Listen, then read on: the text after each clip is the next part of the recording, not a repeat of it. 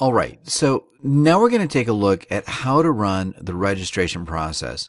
Now, before we can start submitting to these sites, we need to have an email. So we need to register that email and then register to all these sites. So one option would be to use your own email, and in that case, you would need to enter your username, password, the server, and email port, and so on. However, this is a difficult path because it's a bit hard to set this up, and if you don't know where to get all this information from, the server and the port, then you might get confused. And this is why we created another option, which is really the easiest and quickest way to use the software, and it is to use a generated email. So in this case, all you need to do is select Use Generated Email.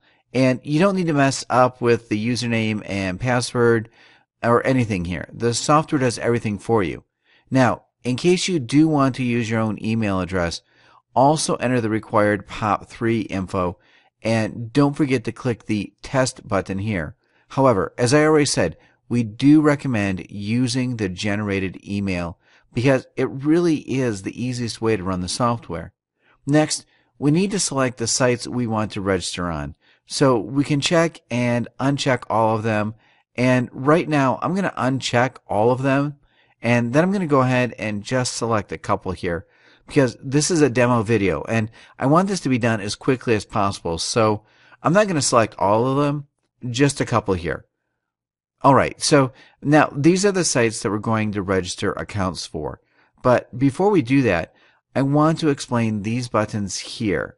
So as you can see over here, it says Load List. So with this button, you can load a custom site list, and then you would load the list and just click the Add button to add all of these sites. However, this option only works for the Pro version. So you can only use the option to load the list if you have the Pro version.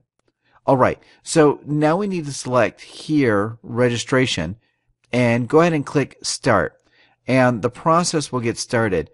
As you can see, it already has, and over here you can see all the log and what's happening. So right now it's sending some images to deCAPTURE, creating accounts, and so on. All right, so in the next video, we're going to take a look at how the email verification process works. And I'm going to go ahead and close this video now. And once this registration process is done, we're going to take a look at how to confirm the emails.